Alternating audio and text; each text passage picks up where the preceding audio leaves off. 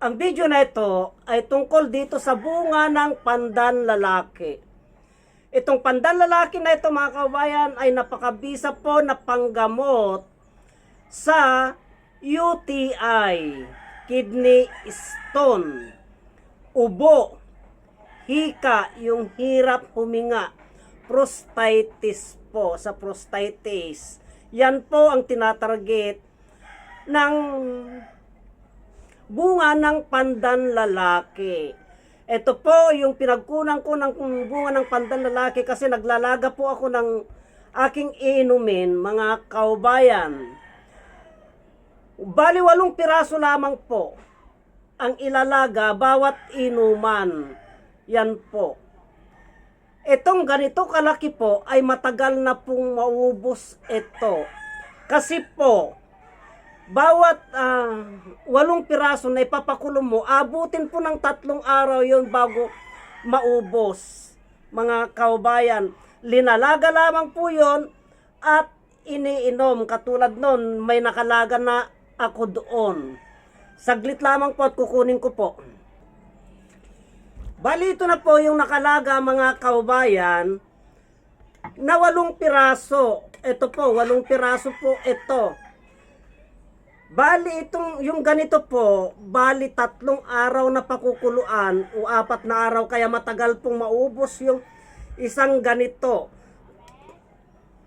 Kung ang karamdaman ng isang tao ay talagang kidney stone, UTI, prostatitis, araw-arawin nyo lamang pong uminom ng ganito, mga kaubayan.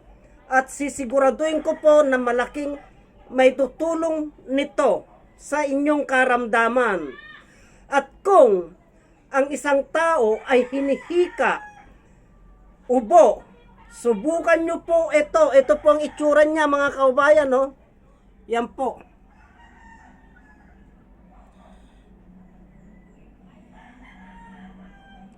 Ilan na po sa ating mga kaubayan na talagang hirap huminga ng dahil sa hika, ng dahil dito mga kaubayan, natanggal po ang kanilang hika.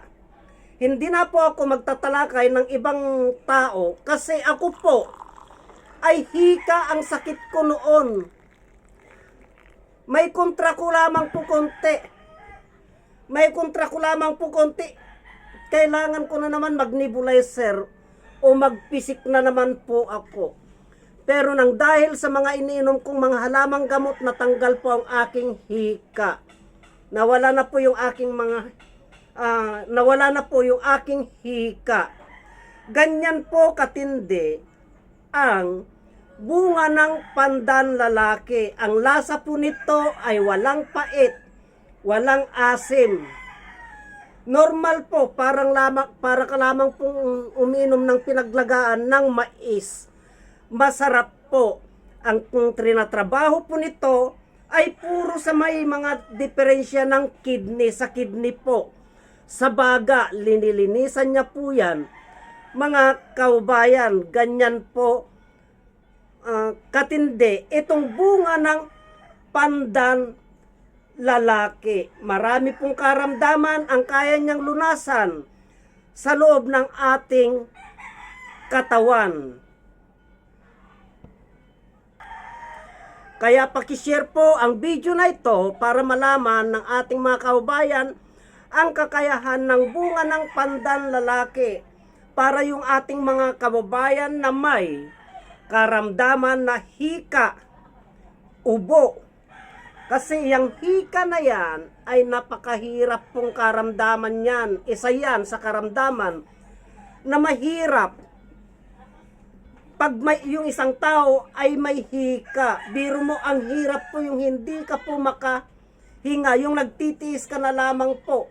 Halos mapugto na po yung hininga mo. Marami pong natutuluyan ng dahil dyan. Dahil ako, danas ko po lahat yan. Yung hika, natunaw yung aking baga. Pero sa ngayon, nakarecover po ako mga kaubayan. Nang dahil sa mga halamang gamot na aking ipinapasok sa loob ng aking katawan. Kaya wag po nating baliwalain yan, yung mga halamang gamot na yan. Kasi mabibisa po yan, mga kababayan. Basta't sundin po lamang natin ang tamang proseso kung paano po uminom ng halamang gamot. Marami pong salamat.